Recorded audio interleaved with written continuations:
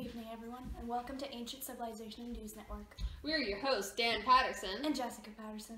Today on ACNN, we have a few special guests joining us today to teach us a little more about ancient Egypt. Indeed, today we have 6 special guests with us today, which include Dr. Alyssa Battaglia, Samantha Grabsmith, Juliana Guleva, Maddie Mitchell, Ava Matamore, and Miss Lyons.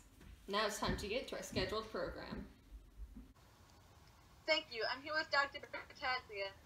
Thank you for taking time out of your busy schedule to be on the show. Oh, it was no problem at all. I mean, I'm really just here in my bedroom. It was an amazing opportunity, and I couldn't pass it up. How are you today? I'm brilliant. I mean, I'm on a world-renowned news network. Isn't that like a dream come true for some people? Just so our viewers at home are clear, you are a world-renowned political scientist, correct? Yes, of course. How could they not have heard of me? I'm famous. Okay, then. Anyways, let's get to the questions. How is ancient Egypt governed? Well, that's a phenomenal question. The government of ancient Egypt was a theocratic monarchy. There was a king or pharaoh who ruled as a mandate from the gods. He held the most power, but he also had people under him who ran different aspects of the government. Interesting. What was the basis for power?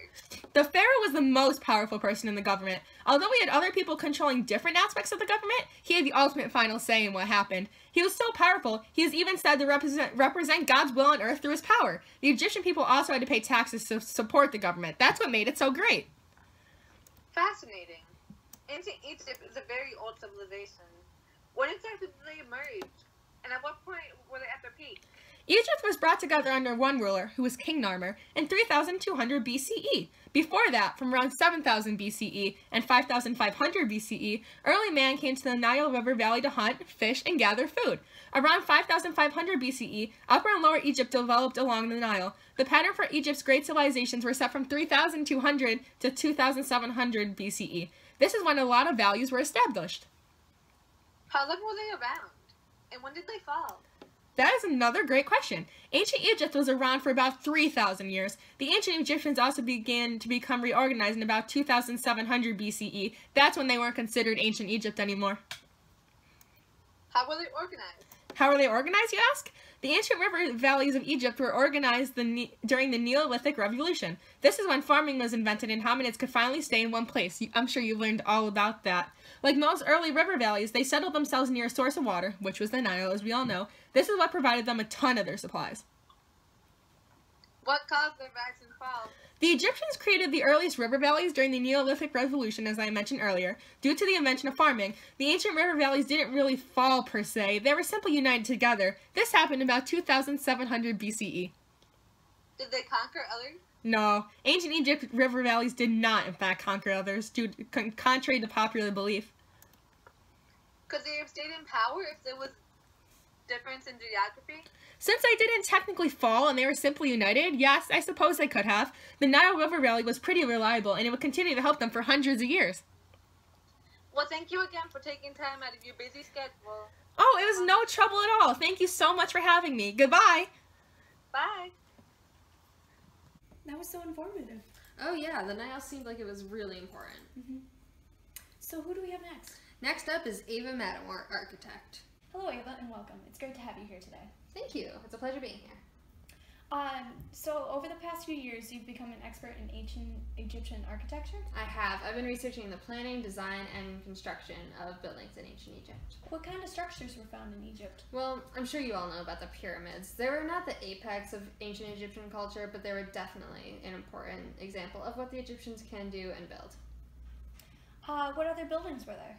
Well, a majority of their buildings were actually temples for their many gods. They believed these temples were homes of the gods and that the gods lived there when they weren't being gods in space or something.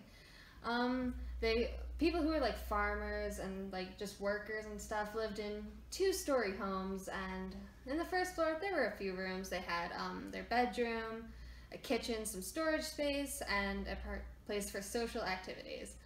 On the top of the first floor, next to the second floor, they had a flat space where they can like store grains and stuff, and they often like kept animals up there. And on the very top, they slept and ate. Oh, that's so cool. We'll have a picture on the screen for our viewers can see the house. Oh, cool, thanks.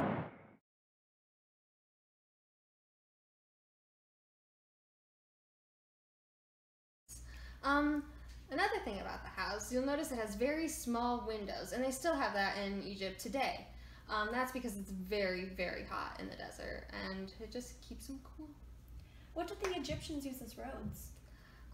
Well, they didn't really like to use roads because it was so hot, so they usually tried to use the Nile River. If they had the equipment, traveling on the Nile was much easier than walking in the hot Egyptian sun. What kind of innovations did the Egyptians make? The pyramids were a huge innovation. They also made a lot of smaller innovations in math, science, and medicine.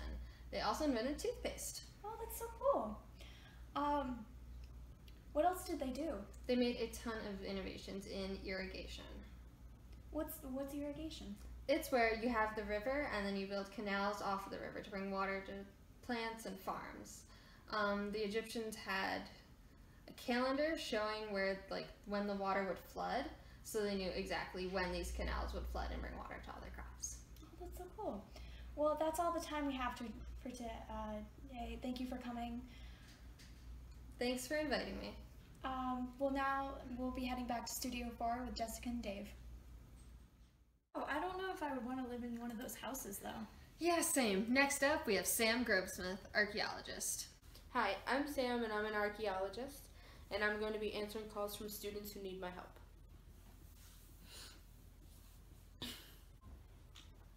Hello, what's your name? Oh, hi, my name is Lucy. Hi Lucy, what's your question? Can you explain the burial practices? In ancient Egypt, it depends on whether you're a peasant or a pharaoh or somewhere in between. Pharaohs usually get a big grand burial practice. Their body's preserved with mummification, where they extract all organs and the brains and put salt and fluid into the body to preserve it, and then they put it in a tomb and put it underground in a temple-like building, which serves as a house for the afterlife. Fascinating. Thank you. You're welcome. Hello. Hi, Hi, what's your name? my name is Georgina. Hi, Georgina. Hi. What's your question? My question is, are they polytheistic or are they monotheistic? The Egyptians were or are polytheistic, which means they believe in many gods, not just one. Cool, thank you. You're welcome. Hello? Hello. Hi, what's your name? My name's Brandy. Hi, Brandy, what's your question? I was wondering what their writing was like and how we can read it today. The Egyptian writing was called hieroglyphics, and it was a series of pictures that represented the alphabet that we know, but with no actual English words, obviously. And it was found by the French, but the British stole it, and it is still in their museum, the British Museum. It was deciphered by Jean-Francois Champollion, and now we can read it today. Awesome. Thank you. You're welcome. Bye. Bye. I just want to say thanks for having me on the show, and now back to Studio 4. Wow, pharaohs, am I right? Yeah, next up we have Miss Lyons at a local school teaching Egyptian art. So, how's your weekend? Okay, kids, let's start. Did you just dab? Yeah, isn't it hip with the kids? What is with your accent? What's wrong with my accent? Just start class for once. Okay. Well, today we're going to be learning about ancient Egyptian art. Do any of y'all have questions before we begin? Yes? What even was the purpose of art? All the art had a use. Art was used in temples and tombs. They were drawn on the walls to show pictures of people. Each held a meaning. In the tombs, the paintings were thought to help guide a person's spirit to the afterlife. In temples, there were also statues that were thought to hold the spirit of gods. And in tombs, it was thought that if your body was lost or damaged, it would hold your spirit in the afterlife. Listen, lady, I didn't want a novel. I just asked a question. Just trying to pass this class here. Well, I'm sorry. I'll keep it short then. Well, you better try. Any other questions? Yes? Was it just for decorations? No. Sometime.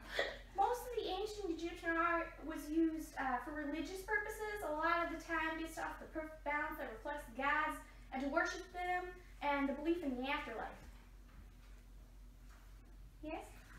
What are their forms of art? The Egyptians had many forms of art. Most came in the forms of tomb and wall paintings, as well as many statues. Yes? What are some examples of their art? That wasn't very nice. Well, back to your question, sweetie. An example of one of their art pieces was the Namer palette, which depicted a bull wearing a crown for both Upper and Lower Egypt, which was associated with divine strength. Yes? What can we learn from this? We can learn so much about the Egyptian culture through their art. We learn much about their religious beliefs and how they lived their lives. We learn about their belief of the afterlife and many of the gods they worshipped. Through the art they made, art in ancient Egypt was a big part of their culture, and many of their artworks can still be seen today. Very interesting. That was my ball. Hey, kids! Wait, no fighting! No fighting, kids! We gotta be friends! We all didn't have friends in high school.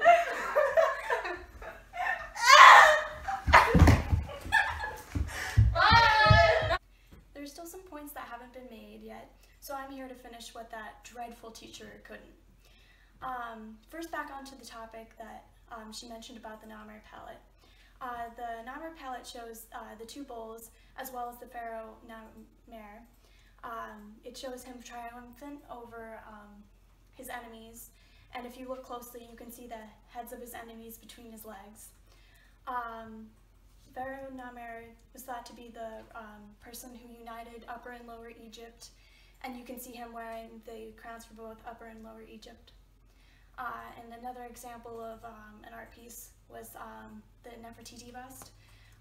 It was made by the artist Thutmose, and it shows Nefertiti, the wife of ACNN, and it was used kind of like a 3D sketch, and it was used as a reference for other art pieces that Thutmose would be making.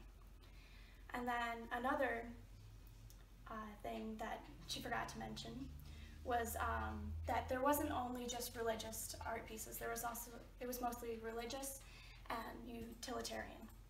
A lot of them, such as like pottery, could be used as things to hold the lungs and organs after people died. And she was right though about that. We can learn a lot about the culture of Egypt through the art, through the ages. And other than that, that will be it. Back to Studio 4. Very informative. Next up, we have Yuliana Guleva, economist. Welcome to ACNN. Today we have a special guest joining us today, Dr. Yuliana Guleva, the economist. Woo! Love you, Yuliana. So, you've been researching trade in ancient Egypt. Yes, I have been traveling the Upper and Lower Egypt looking for artifacts that provide evidence of trade. Wow, so you're an expert in that? Yes. So I was wondering, what is the economy mostly powered by?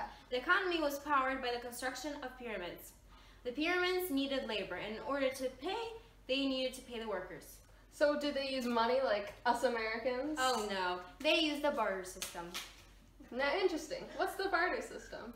The barter system is the exchange of goods directly for other goods and services instead of a medium like money. What would the workers get in return? They would get food, drinks, oils, and other things. Interesting. What do they export to other countries? They exported mostly grain, but also perfume and arts such as vases and papyrus. Did they have any imports? Yes, they often imported horses, cattle, small livestock, wood, silver from Syrian, Palestine, and also copper and ivory from Cyprus. What else affected their trade, like geography? Yes, the geography affected it very largely. In order to trade, you must travel, and traveling over land is very hard and very expensive. Traveling by land is much easier. Mesopotamia was an early ancient Egypt. It has been proven that, and evidence portrays that Mesopotamian culture affected Egyptian culture. One evidence of this has been shown that Mesopotamian knife handle was decorated in a certain way. And later on, a scientist has found the same exact knife with a similar design in the same places of Egypt. However, Egypt and Mesopotamia had several differences. The Mesopotamian politics shifted frequently to the regional of city-states. The structure of ancient Egypt played a major role on the economy. As you see, here's the pyramid. On the top was the pharaoh. The pharaoh had the most authority in Egypt. The people held the pharaoh responsible for their well-being. Government officials ran well, protected the kingdom from military threats. Scribes recorded the events in the kingdom. Merchants was the middle class that created items and sold them. Craftsmen produced different things for the people. Farmers and slaves. Farmers grew the foods that supported the entire kingdom. Slaves were the prisoners of war who worked in houses, mines, and other places. The higher you were in the pyramid, the better your life was. The pharaoh had all the control, while the farmers had the role to feed the pharaoh. The social structure played a major role in the economy of ancient Egypt. Wow, that was very educational. Yes, it was. She seemed quite professional. Yeah, she did. Next up will be Maddie Mitchell telling us about geography. Thanks, Dan. Hi, I'm Maddie Mitchell, Ancient Civilization News Network's head geographer. Ancient Egyptian life was greatly influenced by geographic features, specifically the Nile River. The Nile River is the basis of the ancient Egyptian calendar. There was 3 cycles, 4 months in each cycle, and 30 days in each month. The first cycle was Aket, the time of flooding. The second cycle was Peret, the time of growing. And the third cycle was Shimu, the time of harvest. The ancient Egyptians would typically measure the height of the Nile River to determine how well the harvest would be for that particular year. The typical crops that were grown were papyrus that was used to make paper, baskets, rope, and sandals. They also grew flax to make linen cloth for their clothing, and wheat to make bread and other foods. As Juliana said, there were other bodies of water surrounding ancient Egypt, such as the Mediterranean Sea, the Red Sea, and the Dead Sea.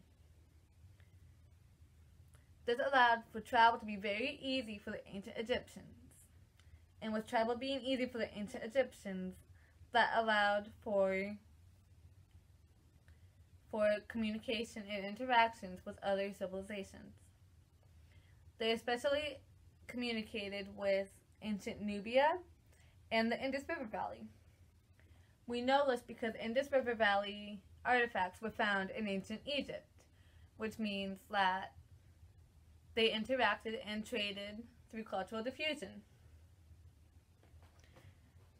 Ancient Egypt, in present-day Egypt, was greatly impacted by the Nile River, and the Nile River was also referred to as Ar, which is Coptic Iero for black, which is referring to the black fertile soil that the Nile River would deposit yearly. And without this black fertile soil that the Nile River deposited, there would be no agriculture, and the ancient Egyptians would definitely not have settled there. They would have gone somewhere where they had a water source and a way to get food easier. As they say, geography is the mother of history. Back to you, just Studio 4. Well, that was really interesting. Yeah. Well, that's a wrap from today's program. See you next time on ACNN.